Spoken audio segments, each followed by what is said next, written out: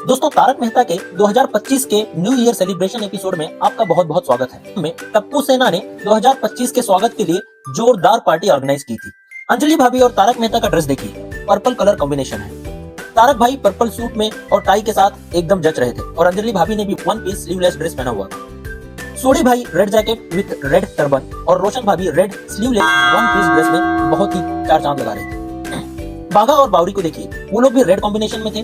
बावरी ने one piece पहना हुआ था, बाघा ने रेड छपरी टी शर्ट डाला हुआ था। डॉक्टर हाथी और कोमल भाभी येलो ड्रेस में काफी जच रहे थे। बबीता जी ने brown silky one piece with sleeveless dress में चार चांद लगा रही थी और अय्यर भाई लाइट ब्राउन पार्टी जैकेट में जोरदार डांस कर रहे थे। जेठा भाई भी बीच में चमक रहे थे व्हाइट सूट के साथ। पोपट भाई पर नजर डालिए तो पोपट भाई पोपट कलर यानी कि हरे कलर में झूम रहे थे। टप्पू सेना ने भी जोर शोर में डांस किया था।